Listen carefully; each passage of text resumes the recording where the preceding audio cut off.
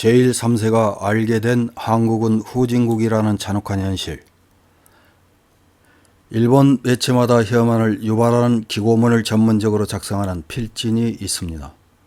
이들은 순수한 한국사람과 일본사람, 제1교포이면서 일본 국적인 사람, 중국 조선족에서 일본에 기여한 사람 등 다양합니다.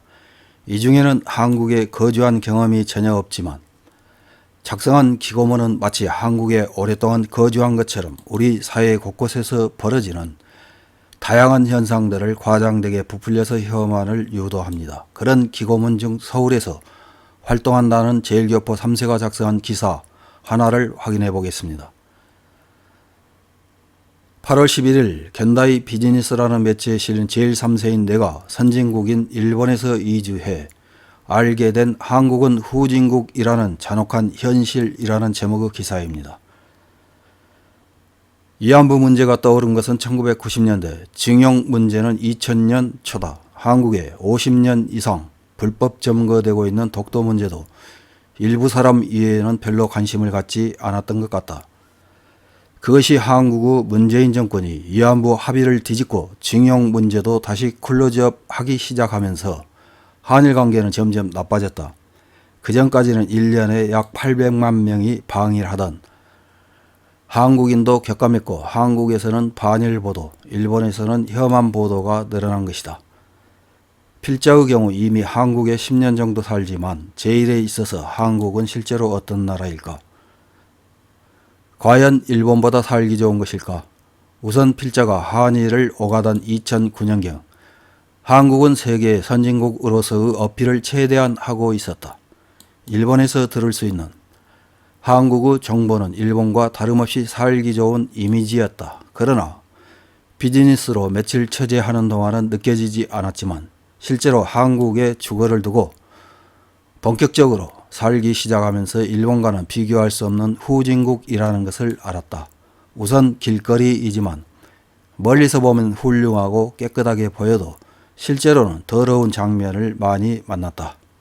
예를 들어 보도는 덜컹덜컹, 빌딩 등의 계단 높낮이의 기준은 없고 균등하지 않다. 골목길에는 구멍이 있어 어두운 밤길을 걸으면 함정에 빠지는 감각을 맛보거나 도로 표지판에 일방통행은 맞지 않는 것 같은 것 등 끝이 없다.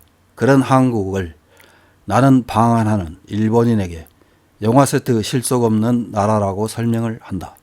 실제로 살아보니 일본에서 얻은 정보는 가짜였던 것이다. 나는 교제 면에서도 한국에서는 권해하는 경우가 많았다. 그것은 2011년 경이었던 것 같은데 필자가 한국의 메이저 신문사 젊은 기자들과 회식을 할 기회가 있었다. 필자가 제1임을 알게 되면 기자들은 모두 일본인은 한일 문제를 어떻게 생각하는지를 물었던 것이다.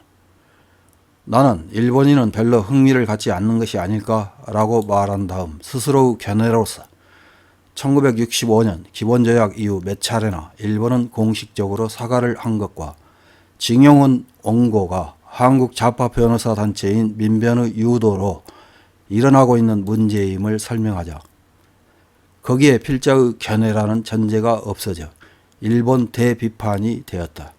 그러나 그런 기자들이 말하는 일본 비판은 반일 교육으로 얻은 지식을 전제로 한 것이 많다는 것에도 질려버렸다.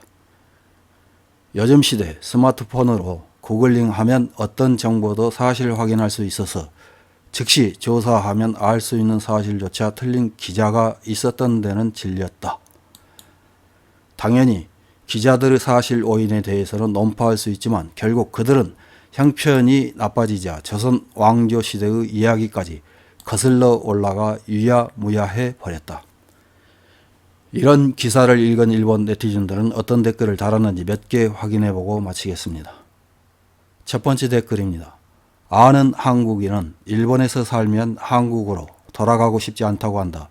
1인당 임금이 일본을 넘어섰다고 하지만 일할 곳이 없다고 한다. 삼성, 현대, LG 등에서 일하는 사람은 엘리트 중의 엘리트이고 보통 사람은 힘들다고 말한다. 다음 댓글입니다. 명동에 갔지만 가게는 더럽고 화장실도 불결.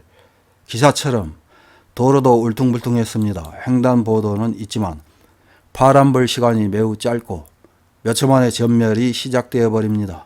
일본처럼 보행자 우선이라는 인식은 없는 것 같습니다. 택시 운전사의 운전도 거칠었습니다. 그래도 첫 한국 여행은 즐거웠습니다. 다음 댓글입니다. 경제적으로 부유한지 아닌지 이해의 부분에서 선진국, 후진국이라고 부르는 것이 세상적으로는 크다고 본다. 그런 의미에서는 나라끼리의 조약을 어기고 있지도 않은 역사와 과거를 만들고 자신들에게 좋게 과거를 애곡한다. 그런 교육을 태어나게 하고 있으니까 이 나라와 상종하는 일은 없을 것이다. 국교를 단절해도 좋다고 생각한다. 다음 댓글입니다. 사회보장제도의 낙후로 대부분의 고령자가 어려움을 겪고 있으며 일본보다 고령화의 스피드가 빠르게 진행되는 한국은 급격한 사회보장비의 증대로 국가의 존속이 위험해지고 있다. 다음 댓글입니다. 필자는 어린 시절에 일본에서 많이 힘들었는데 일본을 원망하지 않고 객관적으로 사물을 보거나 판단할 수 있는 훌륭한 분이군요. 실제 경험을 섞은 기사는 흥미로웠습니다. 앞으로 일본도 국적이나 LGBT 등 다양성의 시대가 될 것이기 때문에 지금보다 더 차별은 없어질 것입니다. 다음 댓글입니다. 재미있는 기사네요. 제일 많은 시점에서 자국민을 파악하고 객관적으로 평가하고 있다. 이 주장에서 중요한 것을 이해할 수 있었다.